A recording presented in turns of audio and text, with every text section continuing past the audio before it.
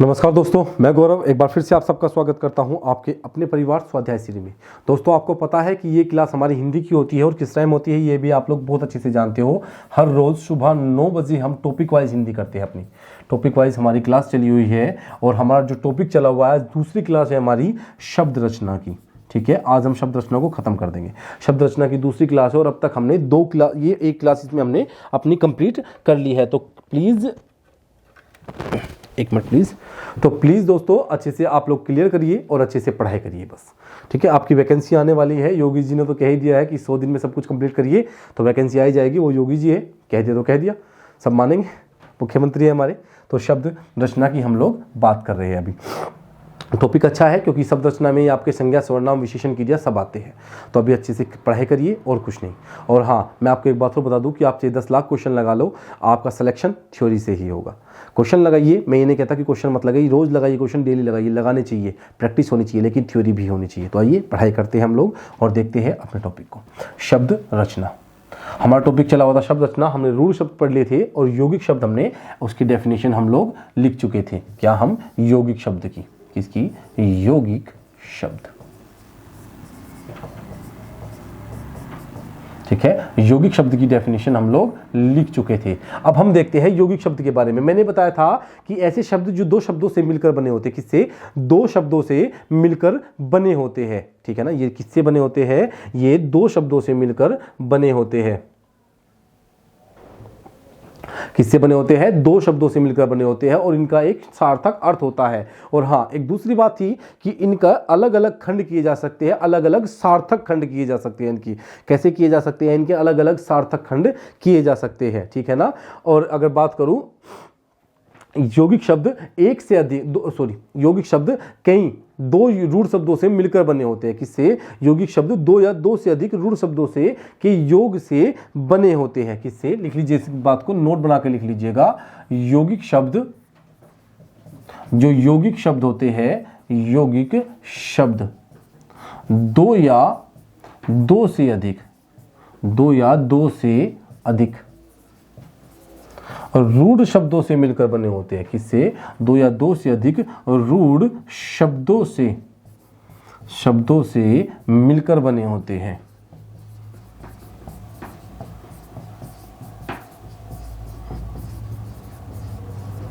अगर आप चैनल पर नए हैं तो आप लोग समझिए कि मैंने जो यौगिक शब्द है इसकी डेफिनेशन पहले चैप्टर में करवा चुका हूं। मैं कल की क्लास में मैं करवा चुका हूं यौगिक शब्द की डेफिनेशन।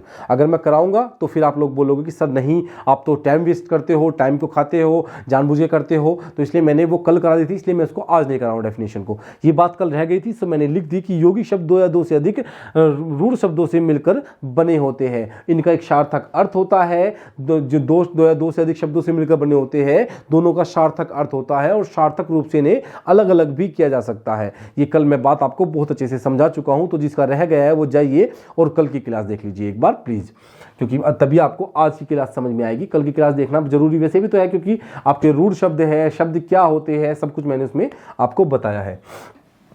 अब बात करते हैं हम, यौगिक शब्द हो गया क्या? यौगिक शब्द दो या दो से अधिक रूढ़ शब्दों से मिलकर बने होते हैं। अगर मैं बात करता हूं जैसे मैं आपको एक एग्जांपल बहुत देर से दे रहा था, सब्जी वाला, तो उससे आपको समझ में आ जाएगा क्या होगा। जैसे सब्जी वाला भाई, सब्जी वाला कितने शब्दों से मिलकर बना है? दो। सब्जी वाला शब्द का एक अपना पूर्ण अर्थ है। भाई सब्जी वाला होता है, उसका एक अर्थ होता है जो सब्जी लेके आता है, सब्जी बेचता है, सब्जी वाला होता है। लेकिन अगर बात करूं इनकी, ये अलग अलग भी नहीं किया जा सकता है। ये दो शब्दों से मिलकर बना है। किससे? सब्जी प्लस वाला से। किसे? सब्जी और वाला से मिलकर बनाइए। भाई सब्जी का एक अलग अर्थ होता है और वाला का एक अर्थ होता है, तो हमने इसे इनका सार्थक खंड कर दिया। इन यौगिक शब्दों का सार्थक खंड किया जा सकता है। तो हो गया सार्थक खंड, दो शब्दों से मिलकर बने होते हैं। लेकिन सब्जी और वाला, सब्जी का एक अलग अर्थ है, लेकिन अब सब्जी का खंड नहीं किया जा सकता क्योंकि ये एक ही शब्द है पूरा। अब वाला का खंड नहीं किया जा सकता क्योंकि ये भी एक खंड है पूरा। तो मैंने कहा था कि ये दो या दो से अधिक रूढ़ शब्दों से मिलकर बने होते हैं। सब बात यहीं पर है, बस समझने की कोशिश करेंगे तो आप लोग समझ जाओगे। जैसे विद्यार्थी,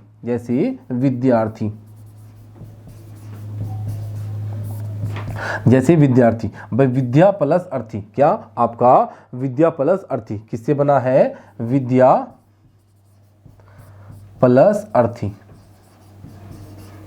भाई दो शब्दों से मिलकर बना है, दोनों को अलग अलग हमने किया, दोनों को एक जगह मिलाया तो क्या निकला? विद्यार्थी। क्या? विद्यार्थी। एक छात्र निकला, एक शब्द निकला छात्र, जिसका मतलब होता है छात्र, विद्यार्थी जो पढ़ाई करता है, ठीक है ना, विद्यार्थी, ठीक है ना। और अगर बात करूं, दोनों शब्दों को अलग अलग कर दिया तो अलग अलग भी सार्थक खंड इनके हो जाते हैं। जैसे आपका चारपाई, चारपाई, चारपाई। नहीं, इसको यहाँ पर नहीं रखेंगे, इसको हम यहाँ से हटा देंगे। क्या होगा? इनको यहाँ से हटाएंगे हम, चारपाई को यहाँ से नहीं पे रखेंगे, ठीक है। चारपाई। अगर बात करूँ दूसरे शब्द की तो छात्रावास। क्या होगा? छात्रावास, छात्रावास। छात्र और आवास। क्या? छात्र और आवास, ठीक है। जैसे चार,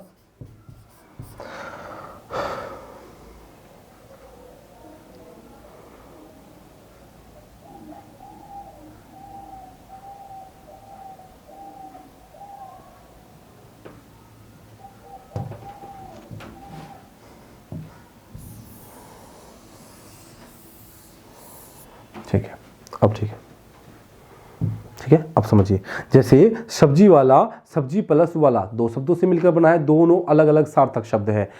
विद्यार्थी, विद्या प्लस अर्थी, दो शब्दों से मिलकर बना है, दोनों का एक सार्थक अर्थ है। जैसे आपका छात्रावास, छात्र प्लस आवास, दो शब्दों से मिलकर बना है, इसका एक अलग अर्थ है। जैसे भोजन, भोजनालय। क्या होगा? जैसे भोजनालय, जैसे भोजनालय। भाई भोजनालय वो स्थान जहां पर भोजन किया जाता है, क्या कहलाता है? भोजनालय कहलाता है। बिल्कुल सही। जहां पर हम खाना खाते हैं, अपना घर नहीं, मान लो एक सामूहिक भोजन हो रहा है कहीं पे, वो क्या होगा? भोजनालय, वो स्थान भोजनालय। अब देखिए, भोजन प्लस आलय क्या होगा? भोजन प्लस आलय, दो शब्दों से मिलकर बना है और दोनों का अपना एक निश्चित अर्थ है, तो इनका खंड करने पर एक सार्थक खंड इनके किए जा सकते हैं, ठीक है। ये क्या हो गया? आपका यौगिक शब्द हो जाता है। अब बात करते हैं योग रूढ़ शब्द की। किसकी? योग रूढ़ शब्द की। तो नंबर 3 पर डालिए योग रूढ़ शब्द। सबसे आसान होता है ये, और वैसे जैसे बहुब्रीहि था, बिल्कुल ऐसे ही ये होगा।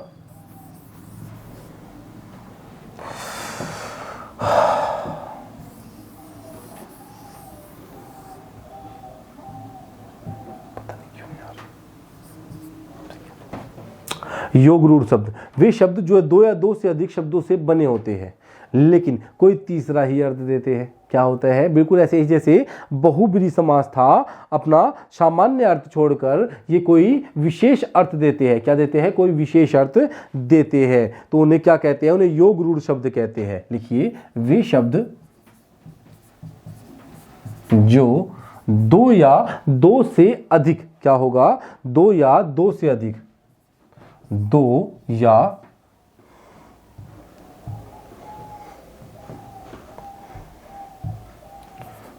दो से अधिक, दो या दो से अधिक, वे शब्द जो दो या दो से अधिक शब्दों से मिलकर बने होते हैं। किससे? सार्थक शब्दों से मिलकर बने होते हैं।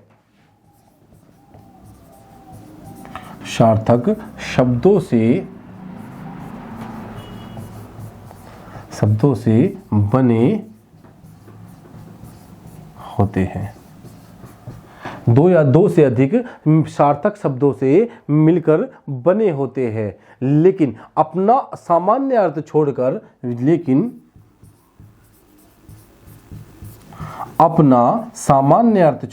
अपना सामान्य अर्थ छोड़कर कोई विशेष अर्थ देते हैं, कोई विशेष अर्थ देते हैं।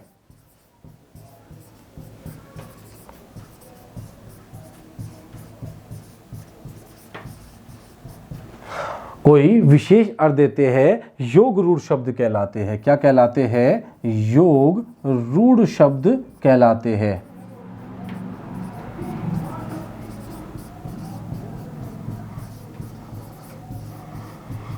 क्या कहलाते हैं? योग रूढ़ शब्द कहलाते हैं। ठीक है, कैसे? वे शब्द जो दो या दो से अधिक सार्थक शब्दों से मिलकर बने होते हैं। सार्थक मतलब जिनका कोई अर्थ होता है। ठीक है, सार्थक शब्दों से मिलकर बने होते हैं, लेकिन अपना सामान्य अर्थ छोड़कर, अपना जो उनका सामान्य अर्थों से छोड़कर कोई विशेष अर्थ देते हैं, तो क्या कहलाते हैं? योग रूढ़ शब्द कहलाते हैं। क्या कहलाते हैं?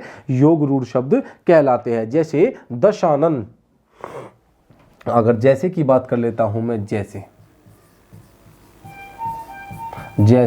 दशानन दो शब्दों से मिलकर बने हैं, दश प्लस आनंद। और किसका प्रयोग करेंगे हम इसमें? रावण का। दशानन किसे कहते हैं? रावण को। तो दशानन जैसे ही मैं बोलूंगा तो एकदम से अर्थ निकलेगा रावण, ना कि दशमुख वाला। बिल्कुल सही बात है, दशमुख वाला होता है दशानन, लेकिन हम किसके लिए प्रयोग करते हैं दशानन का? रावण के लिए, किसी सामान्य के लिए तो नहीं करते ना। बिल्कुल वही शब्द इसमें प्रयोग करेंगे जो आपके बहुब्री में होते थे। जिन शब्दों का प्रयोग हम बहुब्री में करते थे, उन्हीं शब्दों का प्रयोग इसमें करते हैं। जैसे आपका पंकज, जलज, लंबोदर, क्या होगा? जैसे पंकज, कमल, लंबोदर, चक्रपाणी, क्या होगा आपका? चक्रपाणी। लंबोदर गणेश जी, किसका? गणेश जी, गणेश जी। चक्रपाणी विष्णु जी, भगवान विष्णु जी। ठीक है, जलज कमल, पंकज कमल। आ गया समझ में? जैसे ही मैंने कहा कि दो या दो से अधिक सार्थक शब्दों से मिलकर बने होते हैं, उन सार्थक शब्दों को अलग करने पर भी अपना अर्थ निकलेगा। जैसे जलज, अगर जलज की बात करता हूं तो जल प्लस जय क्या बनेगा? जल प्लस जय बनेगा। तो जल का मतलब पानी और जय का मतलब जय, जय का मतलब जन्म, जल का मतलब पानी और जय का मतलब जन्म, अर्थात जल में जन्मा कौन? कमल। कौन है? कमल है। जल में जन्मा कमल है। ठीक है, पंकज, जैसे लंबोदर, अर्थात लंबा उदर, दो शब्दों से मिलकर बना है, लंबा प्लस उदर अर्थात लंबोदर। तो कौन बना? गणेश जी के लिए प्रयोग करेंगे, ना कि किसी लंबे वाले के लिए, कि लंबे इंसान के लिए। तो हम क्या करेंगे? लंबा प्लस उदर, दो शब्दों से मिलकर बना है, दोनों का एक अलग अलग अर्थ भी है अपना, तो यहाँ पे क्या होगा? लंबोदर। लेकिन प्रयोग किसके लिए करेंगे? किसी विशेष के लिए प्रयोग करेंगे, लंबोदर। क्या होगा? लंबोदर की बात कर लेते हैं हम लोग। अब देखते हैं हम लोग, हमने देखा रचना के आधार पर शब्द के कितने प्रकार थे। समझ गए आप लोग कि रचना के आधार पर शब्द के कितने प्रकार थे? आपके 3 प्रकार के। रचना या बनावट के आधार पर, रूढ़ शब्द, यौगिक शब्द और योग रूढ़ शब्द। अब हम देखते हैं आपका उत्पत्ति के आधार पर। किसके आधार पर? उत्पत्ति के आधार पर हम समझते हैं। अगर किसी को समझ नहीं आ रहा कि ये 3 प्रकार कैसे हो गए, तो इससे पहली क्लास हमने ली थी कल, वो आप देख लीजिए अच्छे से, आपको समझ में सब कुछ आ जाएगा। देखिए अब हम देखते हैं उत्पत्ति के आधार पर। नंबर 2 पर लिखिए उत्पत्ति के आधार पर। उत्पत्ति के आधार पर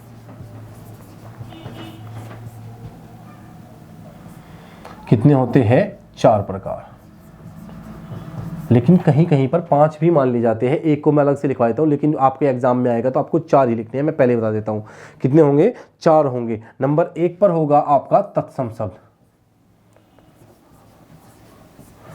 तत्सम शब्द। नंबर 2 पर क्या होगा? तद्भव।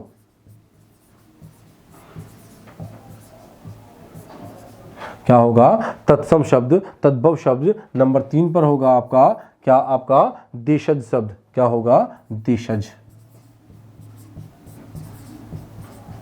और नंबर 4 पर क्या होगा आपका? विदेशज शब्द। क्या होगा नंबर 4 पर आपका? विदेशज शब्द या विदेशी शब्द। क्या होगा? नंबर 4 पर आपका विदेशी शब्द हो जाएगा। क्या हो जाएगा? विदेशी शब्द हो जाएगा। अब बात करते हैं संस्कृत, तत्सम शब्द क्या होते हैं, तद्भव शब्द क्या होते हैं, या आपके देशी शब्द क्या होते हैं, या विदेशी शब्द क्या होते हैं। तत्सम शब्द क्या होते हैं? तत्सम शब्द वे शब्द होते हैं जो संस्कृत से ज्यों के त्यों आए हैं, जो संस्कृत से ज्यों के त्यों आए हैं। कैसे? ज्यों के त्यों।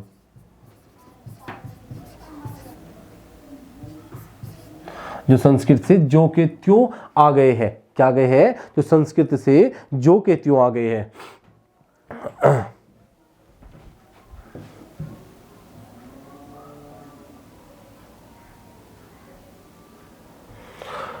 दिखाई दे रहा है। चलिए, जो संस्कृत से जो के त्यों आ गए हैं, नंबर 1 पर लिखिए तत्सम। तत्सम शब्द, वे शब्द जो संस्कृत से जो के त्यों आ गए हैं, संस्कृत से जो के त्यों हिंदी में प्रयोग किए जाते हैं, हिंदी में प्रयोग किए जाते हैं,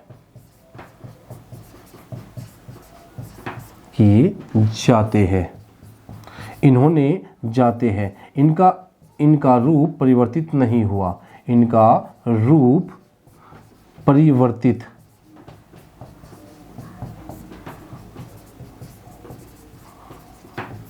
क्या हुआ, इनका रूप परिवर्तित नहीं हुआ। जैसे संस्कृत में इनका प्रयोग किया जाता है, जो के त्यों उठ के हिंदी में आ गए और हम इनका प्रयोग जो क्या त्यों कर लेते हैं। अगर जैसे की बात करता हूं तो समझ लीजिए जैसे में, आपको समझ में आ जाएगा, आपको समझ में आ जाएगा। जैसे अगर मैं कहूं हस्त, आपका अग्नि, सूर्य, क्या होगा, जैसे आपका हस्त, अग्नि, सूर्य, जैसे मैं पुष्प, आम्र, क्या होगा, आम्र। तो देखिए ये शब्द कैसे हैं, ये सभी के सभी संस्कृत के शब्द हैं जिनका प्रयोग हम हिंदी में करते हैं ना। मैं सूर्य कहता हूं ना कि सूर्य, सूरज हिंदी में सूरज हो जाएगा। अग्नि का आग हो गया तद्भव, लेकिन अभी संस्कृत में क्या कहेंगे, अग्नि, और हिंदी में हम अग्नि का प्रयोग करते हैं ना कि अग्नि प्रज्वलित हो गई। प्रज्वलित कैसा शब्द है, संस्कृत का शब्द है। कैसा, संस्कृत का शब्द है। खुद प्रज्वलित शब्द भी संस्कृत का ही शब्द है। तो हस्त, हस्ती, हस्त, ठीक है ना, हस्ती, हस्त। जैसे आपका मक्षिका, मक्षिका, अट्टालिका, ये सभी शब्द कैसे है, संस्कृत के शब्द है, लेकिन हम इनका प्रयोग हिंदी में करते हैं ना। भाई प्रयोग नहीं करते तो खत्म हो जाते, इसका मतलब हमने उनका प्रयोग हिंदी में किया लेकिन रूप परिवर्तित करके। लेकिन यहां पर क्या है, इन शब्दों का प्रयोग संस्कृत में हिंदी में जो का त्यों हम करते हैं। आदि मैं यहां पे लिख देता हूं क्योंकि बहुत सारे शब्द है, जैसे अट्टालिका, अट्टालिका, अटारी, है ना, अट्टालिका, मक्षिका, क्या, मक्षिका, ये सभी शब्द कैसे हैं, तत्सम शब्द है। कैसे, तत्सम शब्द होते हैं। ठीक है, अब बात करते हैं तद्भव शब्द की। किसकी बात करते हैं, तद्भव शब्द की। नंबर 2 पर देखिए तद्भव शब्द।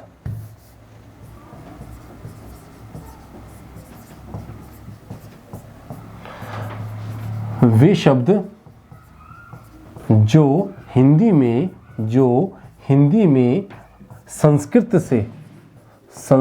से रूप परिवर्तित करके आए हैं, रूप परिवर्तित करके प्रयोग होते हैं। क्या होते हैं, प्रयोग होते हैं, अर्थात जिनका प्रयोग हिंदी में रूप परिवर्तित करके हुआ। जैसे अगर मैं जैसे की बात करूं, देखिए कैसे हुआ इनका रूप परिवर्तित करके। वे शब्द जो थे, सूर्य, आपका चंद्र, ये सभी शब्द कैसे, हस्त, ये सभी शब्द संस्कृत से हिंदी में जो के त्यों उठ के आ गए। ये कैसे आए, संस्कृत से पाली, पाली से प्राकृत, प्राकृत से अपभ्रंश, अपभ्रंश से आवट और आवट से हिंदी में आई है। तो कैसे अपनी यात्रा पूर्ण करके आए। जैसे मैंने हिंदी के विकास में आपको समझाया था, संस्कृत से बनी पाली, वैदिक संस्कृत, लौकिक संस्कृत, पाली, प्राकृतिक, अपभ्रंश, आवट और हिंदी, इस तरह भाषा का विकास हुआ हिंदी का। तो ये शब्द भी ऐसे ही विकास के चरण को पूरा करके हुए अपने रास्ते पर आए, हिंदी पर आए। लेकिन ऐसे विकास के चरण में आते आते इनका रूप परिवर्तित हो जाता है। जैसे अगर मैं बात करता हूं, क्या हुआ, हिंदी में इनका रूप परिवर्तित हो जाता है। जैसे आपका अगर मैं बात करूं अग्नि, जैसे अग्नि, अग्नि से क्या बना, आग बना, क्या बना, आग बना। ये क्या है, ये आपका तत्सम शब्द है।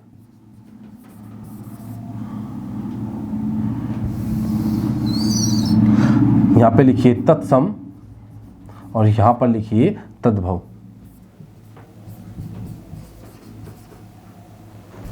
क्या हो रहा है, देखिए अग्नि से क्या बना, आग बना, आग बना।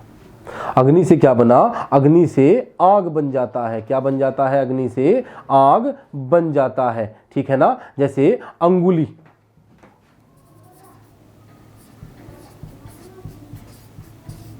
क्या आपका अंगुली, अंगुली कैसा शब्द है, अंगुली आपका तत्सम शब्द है, बनेगा क्या, अंगुली से हिंदी में प्रयोग क्या किया हमने, अंगुली, अंगुली क्या प्रयोग किया, अंगुली का प्रयोग किया। जैसे पुष्प, क्या किया, फूल, ये प्रयोग किया ना हमने, क्या किया, फूल का प्रयोग किया। जैसे अंधकार, तत्सम, एक और मैं यहां पे लिख देता हूं, अंधकार, नहीं यार, अंधकार तत्सम, और इससे हिंदी में क्या हुआ आपका, अंधेरा, क्या हुआ, अंधेरा।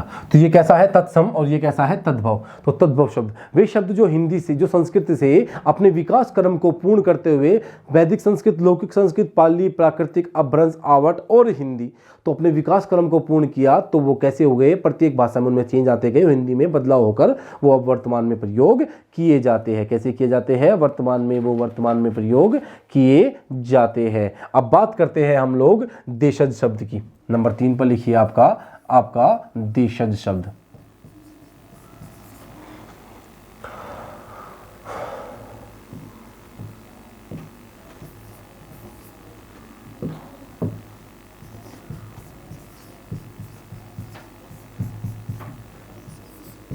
देशज शब्द वे शब्द होते हैं जिनकी उत्पत्ति का नहीं पता होता। यह दो शब्दों से मिलकर बना होता है, देश प्लस जय, अर्थात देश में जन्मा। क्या, ये दो शब्दों से मिलकर बना है, ये दो शब्दों से बना है, दो शब्दों से बना है, शब्दों से बना है। देश प्लस जय, किससे, देश प्लस जय, अर्थात देश में जन्मा, अर्थात देश में जन्मा।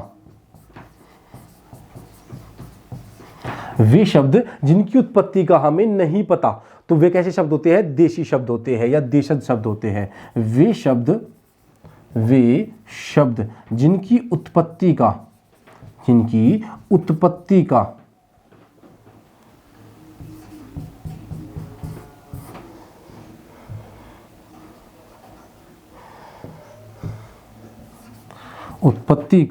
नहीं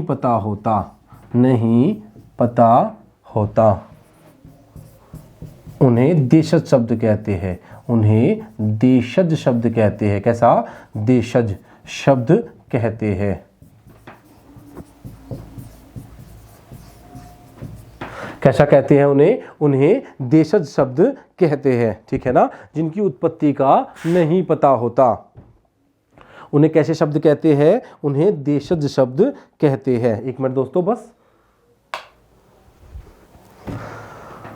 उन्हें क्या कहते हैं, उन्हें देशज शब्द कहते हैं जिनकी उत्पत्ति का हमें नहीं पता होता, जो देश में जन्मे हुए शब्द होते हैं। जैसे, अगर जैसे की बात करूं, जैसे लोटा, क्या होगा, जैसे आपका शब्द हो जाएगा क्या, लोटा, क्या हो जाएगा, लोटा, ठीक है ना, क्या हो जाएगा, लोटा। कटोरा,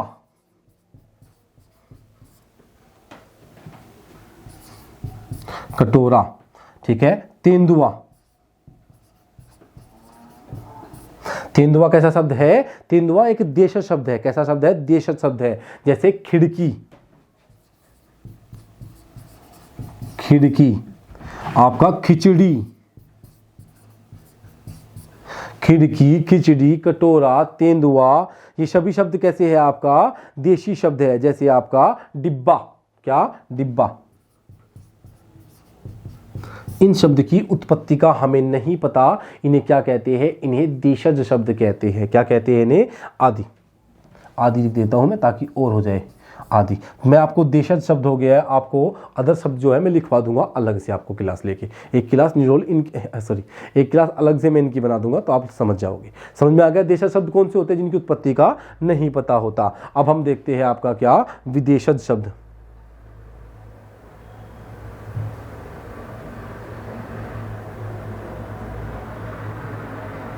ठीक है, अब हम क्या देखते हैं, आपका विदेशज शब्द हम लोग देखते हैं। विदेशी शब्द नंबर 4 पर लिखिए, विदेशी शब्द। विदेशी शब्द,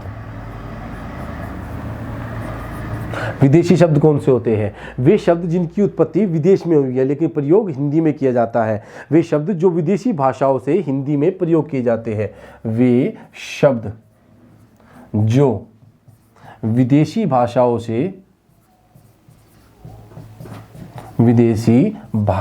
से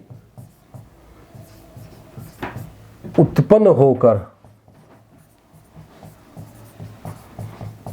होते हैं और प्रयोग, वे शब्द जो विदेशी भाषाओं से विदेशी भाषाओं से आए हैं, विदेशी भाषाओं से हिंदी में आए हैं, हिंदी में आए हैं, क्या कहलाते हैं? विदेशी शब्द कहलाते हैं। जैसे आपका अरबी हो गया, अरबी फारसी, पुर्तगाली, अंग्रेजी, ये सभी अंग्रेजी शब्द, ये सभी शब्द कैसे होते हैं? आदि, ये सभी शब्द कैसे होते हैं? ये सभी आपके विदेशी शब्द होते हैं जिनका प्रयोग हम हिंदी में करते हैं। कहाँ पर करते हैं? जिनका प्रयोग हम हिंदी में करते हैं। जैसे पुर्तगाली शब्द हो गए, अरबी शब्द हो गए, फारसी शब्द जैसे कुआं हो गया, नहर हो गया, अखबार हो गया आपका, ये सभी पैंट शर्ट हो गया, टी शर्ट हो गया, ये सभी शब्द कैसे? अलमारी हो गया, कैंची हो गया, विदेशी शब्द है। ठीक है, ये शब्द मैं आपको लिखवा दूंगा। ठीक है, ये शब्द मैं आपको लिखवा दूंगा। ठीक है, अब हम बात करते हैं, हमारा हो गया देशी शब्द, विदेशी शब्द, संकर शब्द। उत्पत्ति के आधार पर हमारे शब्द हो जाते हैं, क्या हो जाते हैं? उत्पत्ति के आधार पर हमारे शब्द कंप्लीट हो जाते हैं। अब हम देखते हैं प्रयोग के आधार पर या रूपांतरण के आधार पर। क्या देखते हैं? नंबर 3 पर लिखिए आप लोग, नंबर 3 पर डालिए, आप हेडिंग डालिए नंबर 3 पर। और नंबर 3 पर हम क्या देखते हैं ये समझिए। आपके प्रयोग के आधार पर, प्रयोग या फिर हम क्या कह सकते हैं? रूपांतरण, रूपांतरण के आधार पर। भाई रूपांतरण या प्रयोग के आधार पर शब्द के प्रकार, रूपांतरण या प्रयोग के आधार पर शब्द के प्रकार कितने होते हैं? 2 प्रकार होते हैं। कितने होते हैं? 2 प्रकार। नंबर 1 पर होते हैं विकारी शब्द, विकारी शब्द, और नंबर 2 पर क्या होते हैं? अविकारी शब्द, अविकारी शब्द। विकारी शब्द होते हैं आपके संज्ञा, सर्वनाम, विशेषण, क्रिया। विकारी शब्द वे शब्द होते हैं जो लिंग वचन काल के अनुसार अपने रूप में परिवर्तित हो जाते हैं। ठीक है दोस्तों, ये क्या हो गए? ये कल हम इनके बारे में पढ़ेंगे, विकारी और अविकारी। अब हम बात कर लेते हैं आपका क्या, ये आपके हो जाते हैं, आपके क्या हो गए? ये हो जाते हैं आपके प्रयोग के आधार पर। नंबर हम देख लेते हैं अर्थ के आधार पर। लास्ट है आपका ये, अर्थ के आधार पर कितने प्रकार होते हैं? अर्थ के आधार पर 4 प्रकार होते हैं। नंबर 4 पर है अर्थ के आधार पर, अर्थ के आधार पर।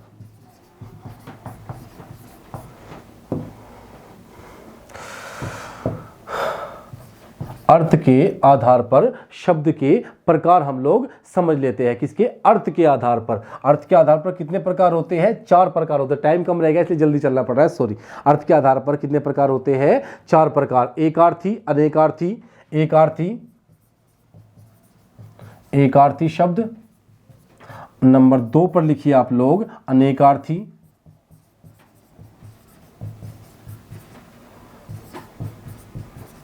नंबर 3 पर लिखिए आप लोग क्या? पर्यायवाची शब्द।